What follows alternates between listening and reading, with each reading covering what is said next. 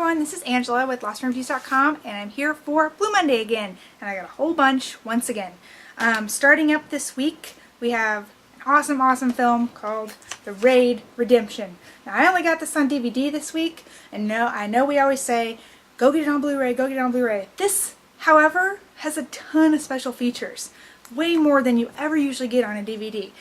For those who don't know what this is an awesome martial arts film from Indonesia that takes place in a small, rundown building, an apartment that's been taken over by a drug lord, and the FBI, the police, want to come in and they want to take it down, and they want to take down as many of the bad guys as they can while also trying to get up to the top floor to get the boss. It kind of sounds like a video game, doesn't it? So, tons of action, it's fighting, guns, shit blowing up, people dying, people getting stabbed, and it never gets old. There are so many different fighting styles used within their martial arts, which they call silat. I don't know if I just said that or not. And the special features go way into depth, talking about all the different styles they used and all the different methods that they used to try and make the angles look different, and how they filmed certain scenes. Like there's a scene where they go down through a floor into the next floor, which is so amazing. And just seeing how that was filmed and all the trouble they had to go through to try and get it made, also interesting to watch. This is probably the first time I'm doing this. I'm saying if you don't have a Blu-ray player, go buy this on DVD. At least do that. If you have a Blu-ray player, still, obviously get it on Blu-ray. Either way, make sure you get this film, because it's a martial arts film, and I know a lot of times girls are not interested in that. A lot of times I'm not.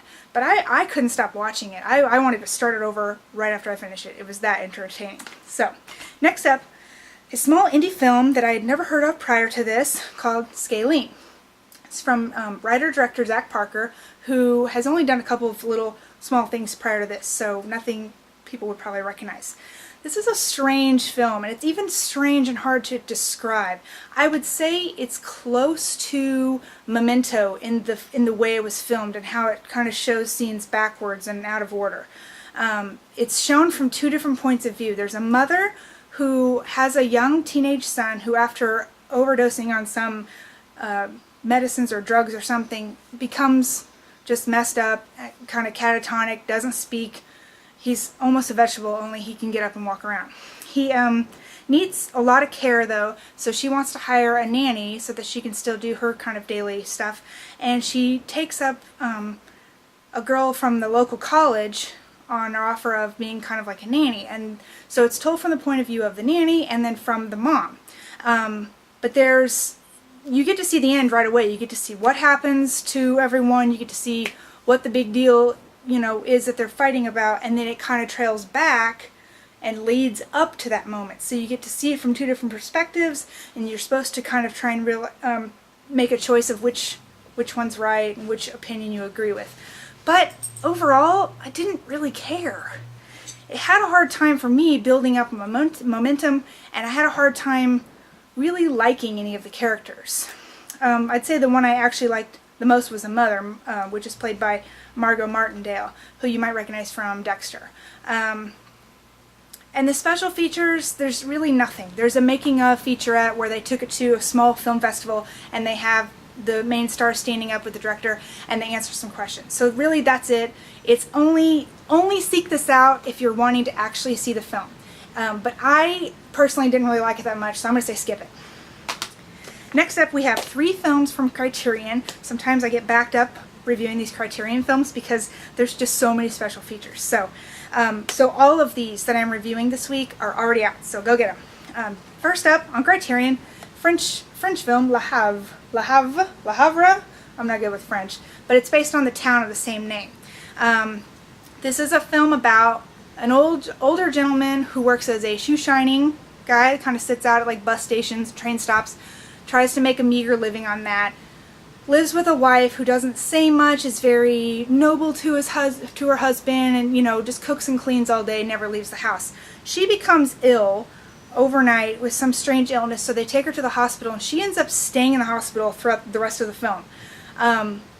But because now he's on his own, kind of has to take care of himself, he ends up taking a young boy under his wing, a young refugee from Africa that escapes there was like a big cargo trailer that someone discovered had all these refugees that was on their way to London. And when they discovered it, they didn't fight it, they just sat there calmly, but this one boy ran out and escaped. So then the entire town is after this kid.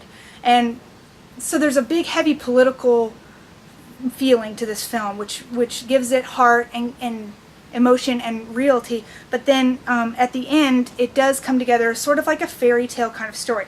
Really, really enjoyed the story, and I especially loved the ending. So, and this film is filmed, it's timeless. You would have thought that it was made in 1956 or 1979. You would have never known it was made in 2011.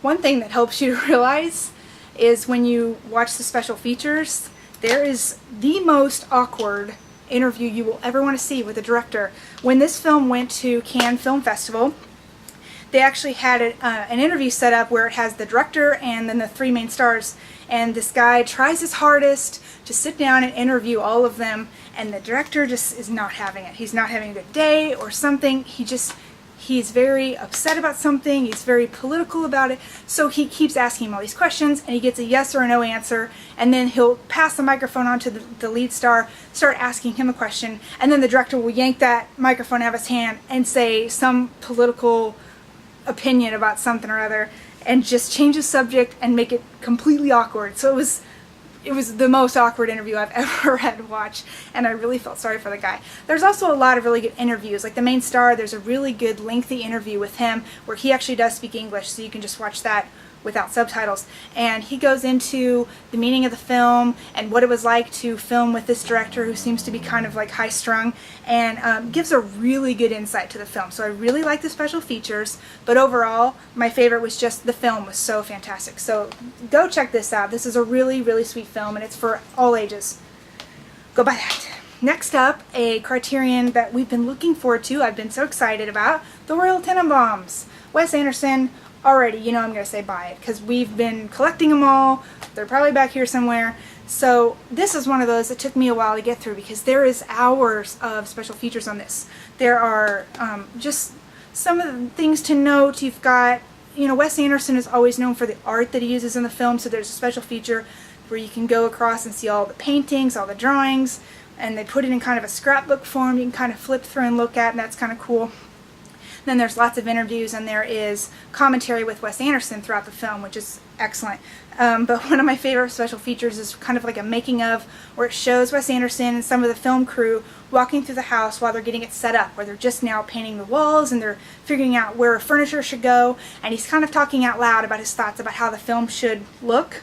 And you know, you hear little things that you don't ever think of. Things like this wall color will really make the outfits that I'm going to have on Margot pop out, you know, so that's kind of a thing you don't really notice. It makes the film so fantastic. But there's this one funny thing. I don't know if you remember the scene with the owl. They're testing out the owl. He's watching the owl come land on the guy, you know, the trainer's arm, and he asks him, so is it possible for the owl to fly in, and before he lands on him, that he takes one last flap of his wings? And the look on the trainer's face is so priceless, because he's just like darting eyes right into Wes Anderson, like, are you kidding me? You want me to train an owl to do an extra flap? It's not even possible. So he picks up on that right away, and Wes Anderson is just like, oh, of course. What am I talking about? That, you know, it's fine, it's fine. He can flap how he normally flaps. So really funny. Kind of makes Wes Anderson really down to earth, which I thought he always was anyway. Go buy this. This is so much fun. I'm so close to having the entire Wes Anderson collection on Criterion. Last up on Criterion, got a really, really good film from 1979 called Quadrophenia. And this is presented by the band The Who, and they use their album of the same name throughout the soundtrack and score. What's weird, it makes you kind of think, it's like a weird, I don't know, the movie came out in 1979, Quadrophenia, the album came out in 1974 or 73, I think. This film takes place in 1964. It's playing Who songs that don't even get invented for another 10 or 11 years, and you've got all these people from 1964 rocking out to it. So that's a little weird to think about, but it's, you get over it. It's a really great story, though, because it's about a young boy named Jimmy who is kind of going through a rough time. He's a teenager, and this is in the time of the mods versus the rockers. It would be kind of like today's modern-day version of the hipsters versus, I don't know, the douchebags or dude bros or something. He is a mod, and he rides a scooter around with his little gang of guys, and they're very clean dressed, never a hair out of place. It's just starting to be one of the times where men's fashion is starting to be more flary and have more color and more style to it. But you start to notice in this film that mod style for women was actually very plain.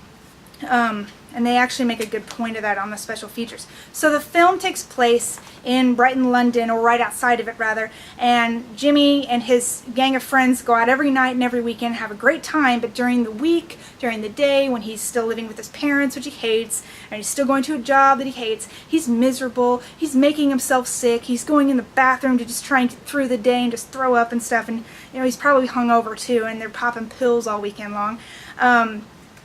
It's basically a film about teenage angst is the best way I could sum it up, because all those emotions that run high when you're young, the things that as you're an adult you think that's not a big deal, that's what gets to him in this film. So it's got a fantastic ending that's open-ended and will really have you just talking with your friends about, well, what happened? Sting also stars in this film as one of the mod scooter riders, and there he is on the front. I don't know if you can see that. Has one of the most beautiful, well-admired mods because he's got beautiful golden hair and he's got the best-looking scooter and stuff. That plays a big part in how Jimmy handles stress too. There is, like I said, the soundtrack from The Who plays throughout the film, and it's so perfect for what is going on with Jimmy. It's almost as if, I guess when they wrote these songs, they wrote it about a child or a guy thinking these emotions, and then they went on to make this film, and they tailored it around the song, so it fits perfectly, especially the final scene. There are so many special features on here about mods versus rockers. You get a really good feel, a really good idea about what it was like back in that time. You have interviews from the director, you have interviews from Sting and from some of the cast, and just everyone on set, like showing how they had to teach them how to dance during that time and what kind of clothing was important to them, and just like the whole the event that happens in the film that's an actual event that happened in time and how they recreated that.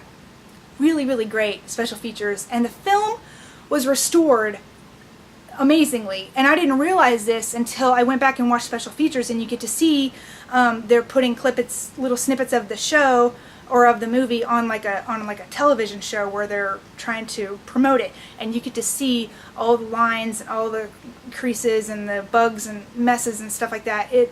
They cleaned it up really, really nice. So Quadrophenia, I would definitely recommend going out and buying that. It's a really fun story, and it's a lot of fun to watch.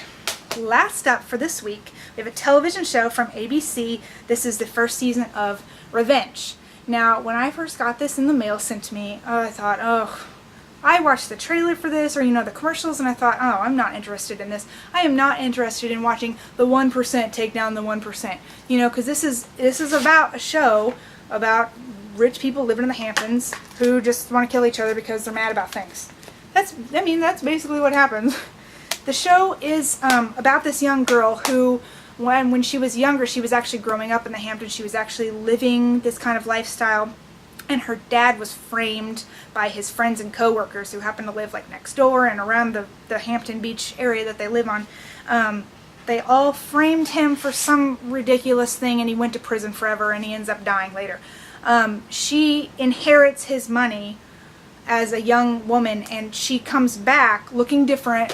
She grew up with dark hair, and so she dyes it blonde, and no one recognizes her. So she comes back, she buys the house that she grew up in, and she stays there close to all these enemies so she can go after them one by one. And for a while in the season, every episode you're actually seeing one character go down after another. Now, she's not killing people, she's destroying their lives, she's destroying their reputation. She's like somebody in politics, she'll release a video that will ruin his chance of ever being elected again, therefore he has to withdraw from or resign from the position, and his image is tarnished, things like that. So she's just going through one by one, trying to take down everyone that took down her dad.